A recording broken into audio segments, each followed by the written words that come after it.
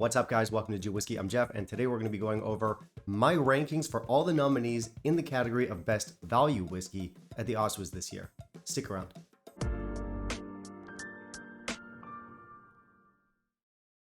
All right, so first off, bit of housekeeping. You guys might have noticed this is a completely new set. It's not perfect yet, it's not ready yet, but this is the general aesthetic that I'm going for. Second, I do want to apologize. There was only one video last week. There's only going to be one video this week, and that's because I moved, and I was getting things set up.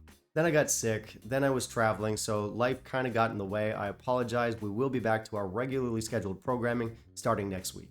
Anyway, on to the video. As I'm sure a lot of you guys already know, the OSWAs recently wrapped up, and it was another very interesting, very eventful year.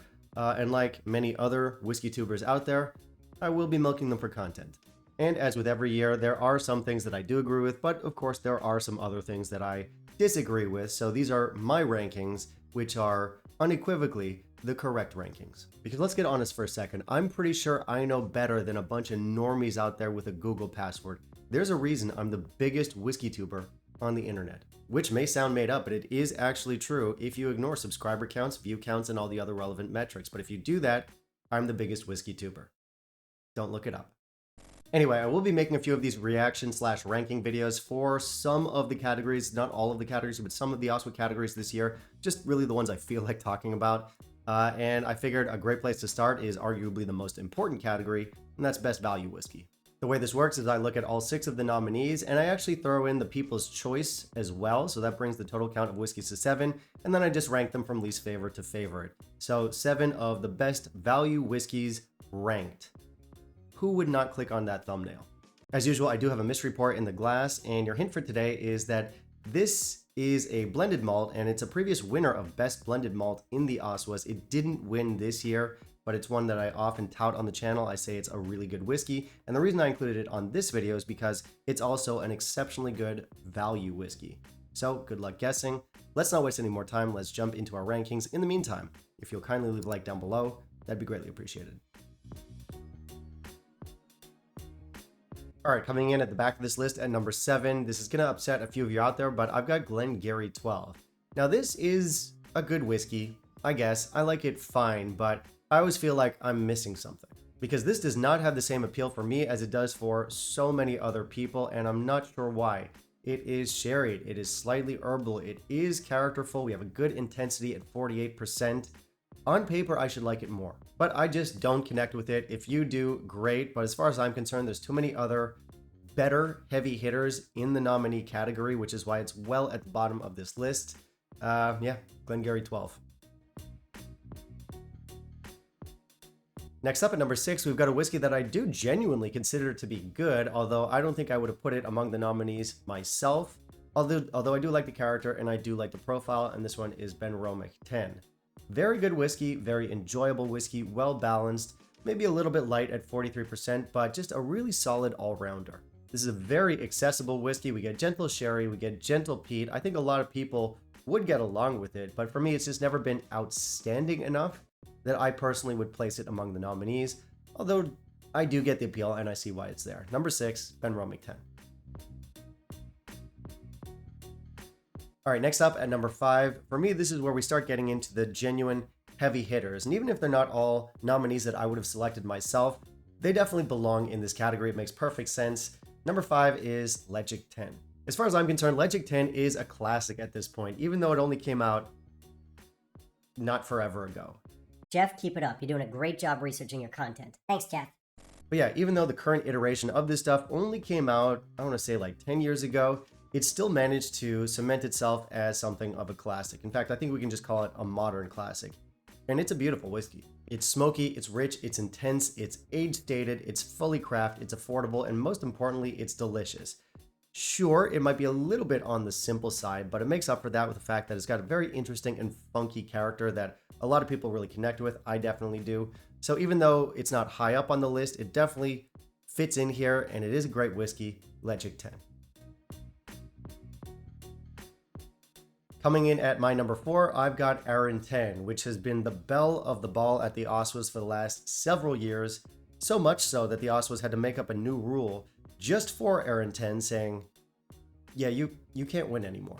And even with that rule, even though it's not a contender and even though it's not a nominee this year, it still managed to make an appearance as the People's Choice whiskey, which is very telling. Enthusiasts love it. This is a rich craft whiskey, good complexity, good balance of casks here, just wonderful stuff. This is accessible enough that beginners can enjoy it. It's interesting and characterful enough that enthusiasts can enjoy it. It's got a little bit of everything, and it's just a great whiskey at a very affordable price.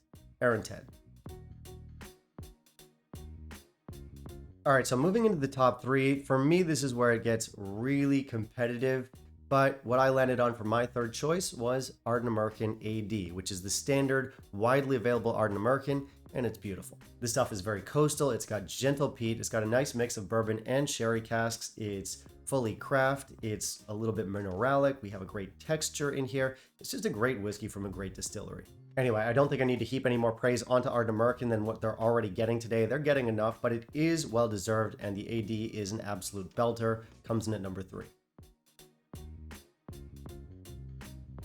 All right, so for my number 2 pick, really tough. My number 2 pick could be my number 1 pick on a different day if I was in a different mood, but it landed at number 2 today. And this is the one that won in the category this year. Kilkerran 12. Incredible whiskey. I always say that this has all of the quality and even a good chunk of the character that people are looking for in Springbank 10. But this one's actually available. This stuff is gently peaty. We have some fantastic barley flavors in here. It comes off very almost natural and organic tasting, if that makes sense.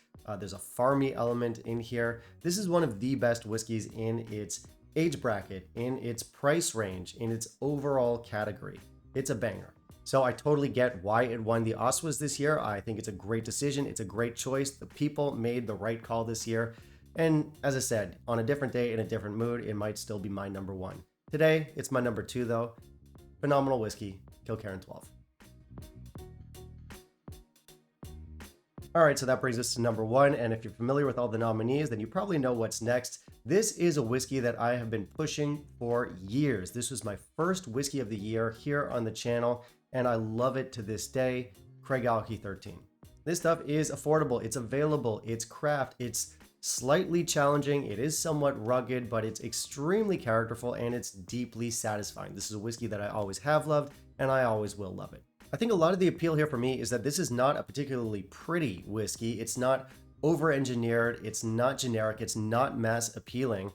But if you can get behind the very particular style that this whiskey has, then you are going to get a lot out of it. And listen, I totally understand why the Kilkerran 12 won this year. I get why people like that one, but this is just one that's, as I said, it's always been very near and dear to my heart. And yeah, I've got to put it at number 1, Craigalkey 13. All right, so that was it. That was my ranking of all the nominees in the category for best value whiskeys in the OSWAs this year. I will have more videos like this to come for some other categories in the OSWAs. As I said, it's a concept I intend to milk. And of course, as always, I want to hear from you. How would you rank the nominees? What were your picks if you voted? And generally speaking, how do you feel about the best value category in the OSWAs this year, or just the OSWAs in general? Let me know down below. Finally, if you stuck around to find out what the mystery pour in my glass is, I mentioned earlier that this is a blended malt, but it fits nicely in with best value whiskey category because it is an exceptionally good value proposition, and it is a previous winner in the blended malt category. What I'm drinking is Compass Box Orchard House. What an absolute banger of a whiskey this is. It did lose out this year to the Thompson Brothers SRV5, which I understand makes sense. That's also a wonderful whiskey, but this one, absolutely love it. And I just think it goes nicely with the theme of this video, which is great value whiskeys, even though this is a blended malt. So if you've not tried this one, check it out. It's fantastic. And that brings us to the end of the video. Guys, thank you so much for watching. And if you want to help out, if you want to help keep the channel financially sustainable and independent, there are a number of ways that you can help. I have both Patreon and PayPal linked down below. Anything and everything helps. And if you're already supporting through Patreon or through channel membership, thank you so much. Much appreciated. And I guess that's it. We'll see you in the next video. Bye, guys.